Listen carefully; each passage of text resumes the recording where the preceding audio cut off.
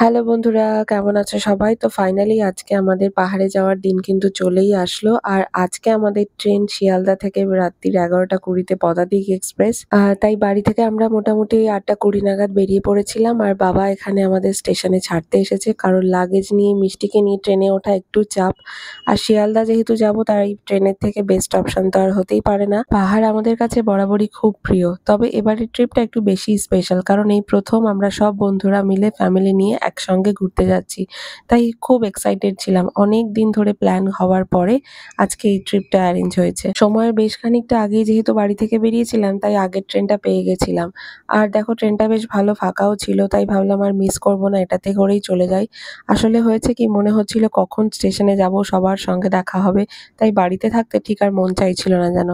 NJP যাওয়ার ক্ষেত্রে রাতের দিকে ট্রেনের মধ্যে দার্জিলিং মেল আর এই পদাতিক এক্সপ্রেস দুটো প্রায় ওই একই, ওই 1 ঘন্টা সময়ের ব্যবধানে। এই দুটো ট্রেনই মোটামুটি পাশাপাশি 11-12 নম্বর প্ল্যাটফর্মের মধ্যে থেকেই ছাড়ে, তাই আমরা ওই একেবারে প্ল্যাটফর্মের সামনে এসেই লাগেজ নিয়ে দাঁড়ালাম। আর আমাদের থেকেও বাচ্চাগুলো যেন আরো বেশি এক্সাইটেড। গরমের কোনো ভ্রুক্ষেপই নেই ওদের। সময় এগিয়ে চললো আর গ্রুপের বাকি সদস্যরাও একে একে এসে হাজির হলো। ঘড়ির কাঁটায় তখন ঠিক 11:20। সঠিক সময়ই আমাদের 12377 হাওড়া এনজিপি পদাতিক এক্সপ্রেস প্ল্যাটফর্মে ইন করলো। প্ল্যাটফর্মে ট্রেন দেখা মাত্রই মিষ্টির সে কি আনন্দ, কারণ ও ছোট থেকে যতবারই দূরে কোথাও ট্রাভেল করেছে, আমরা বরাবরই চেয়ার কারে ট্রাভেল করেছি। এই প্রথম ও এই ধরনের ট্রেনে ট্রাভেল করবে। আর ও আমার মুখে এত গল্প শুনেছে এই ট্রেন সম্পর্কে। ট্রেনের ভেতরে বিছানা থাকে, সিঁড়ি থাকে কিরকম, সেগুলো দেখার জন্য খুব এক্সাইটেড ছিল। আমাদের ট্রেন এখানে দিয়ে দিয়েছে, আর এখানে এখন সবাই লাগেজ টাগেজ সেট করার পরে সবাই এখন ব্যস্ত ফটো তুলতে। এখানে ফটো সেশন চলছে। তো অনেক অনেক দিন পরে একটা ট্রিপ হলে যা হয় আর কি। চলো যাওয়া যাক ট্রেনে। ভাই বাই করো। তো চলো, কাল সকালে আবার এনজিপিতে দেখা হচ্ছে। ট্রেন ছাড়ার পর এক্সাইটমেন্টের চোটে বাচ্চাগুলো কালকে ঘুমোতেই চাইছিল না, তাই সবার শুতে অনেক রাত হয়েছিল। কিন্তু সেসব ক্লান্তি যেন সকাল হতেই নিমেষে উধাও। আবার নতুন উদ্যমে আমরা এখানে বসে গেছি সাজগোজ করতে, কারণ আবার নেমেই আমাদের সাইট সিন শুরু হয়ে যাবে। আর যাই বলো না কেন, বন্ধুদের সঙ্গে কোথাও ঘুরতে যাওয়ার মজাটাই যেন আলাদা। সামান্য জিনিসেও যেন একটা অন্যরকম ভালো লাগা। আর এদিকে আমার মেয়েটাকে দেখো, কত আরামে নিশ্চিন্তে ঘুমাচ্ছে। ঢগাই এই তুই উঠবি না?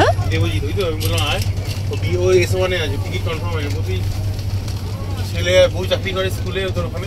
কাটায় কাটায় সকাল তখন 9টা। সময়ের 5 মিনিট আগেই আমাদের ট্রেন এনজিপিতে ঢুকলো। আর এখন ড্রাইভারদের ফোন করা হচ্ছে গাড়ি কোথায়, কত দূর জানার জন্য। এরপর আমরা আস্তে আস্তে লাগেজ নিয়ে বেরিয়ে পড়বো।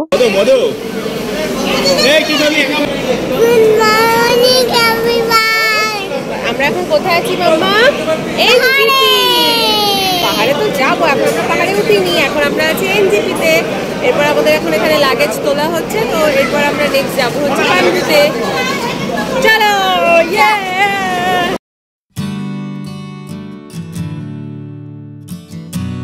কোথায় উঠছো? একা একা পাহাড়ে?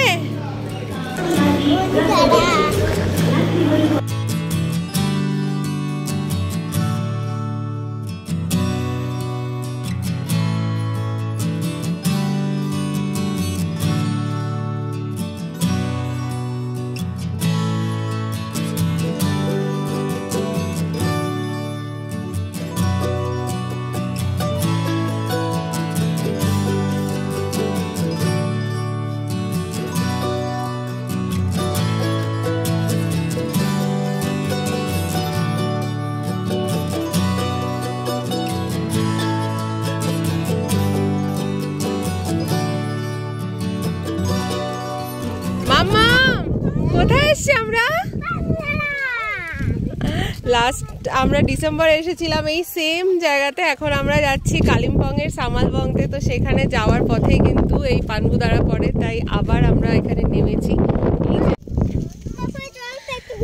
কালিম্পং যাওয়ার পথে ছোট্ট একটা গ্রাম পানবু, আমরা সেখানেই এসছি আজকে পানবুদারা ভিউ পয়েন্টে। এখান থেকে কিন্তু পুরো তিস্তার রেঞ্জটা দেখা যায়। চলো তোমাদেরকে এক ঝলক দেখিয়ে নিই।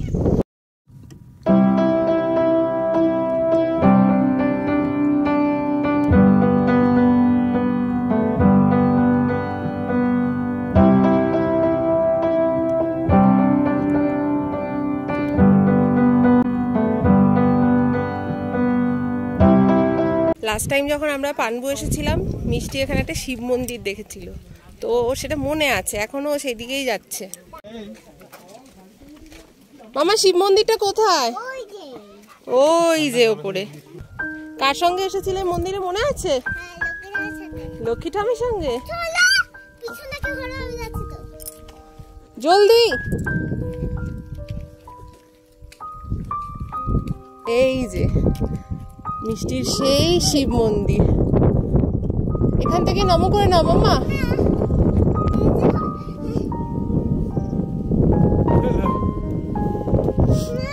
হাত ধরো। সবসময় ভয় পেলে হয়?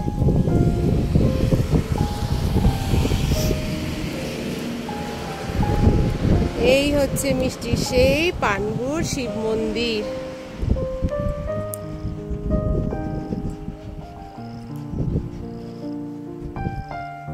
নম করো। ওখানে জয় শিব শম্ভু করে নাও।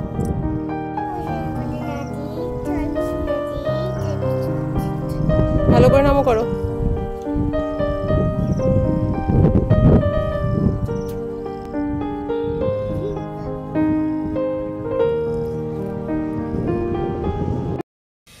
আমাদের ট্রেন ঢুকেছিল আজকে সকাল 9টায় এনজিপিতে, তারপরে গাড়ি আসা মানে সেইখানে একটা প্রবলেম, তারপরে সেবক রোডের ওখানে কাজ হচ্ছে, সেখানে মানে ম্যাক্সিমাম টাইমটা আমাদের আজকে গেছে।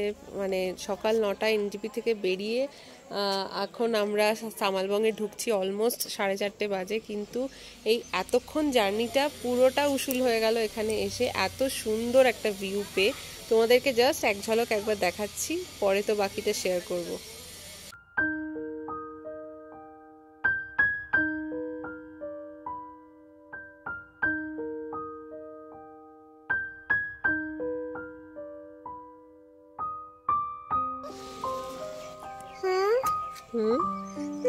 কত ফুল গাছ। হ্যাঁ মা,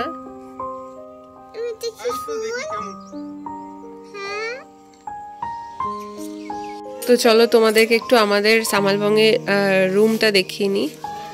তো এই হচ্ছে ডবল বেড রয়েছে।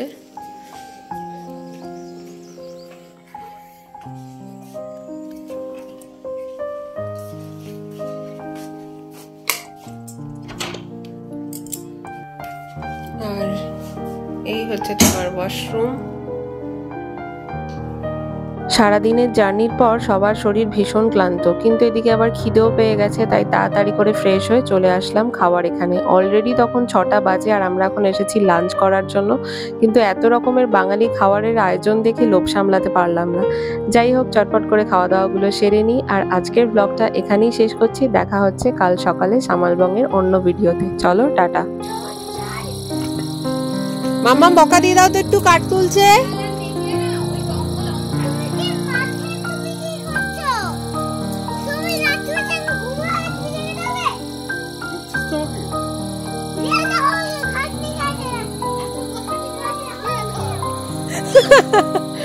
এটাই ভালো বলেছে।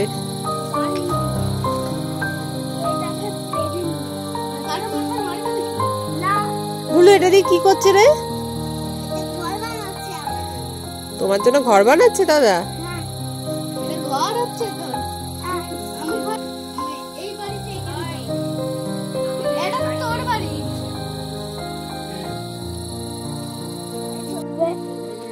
এবার চলে এসেছে।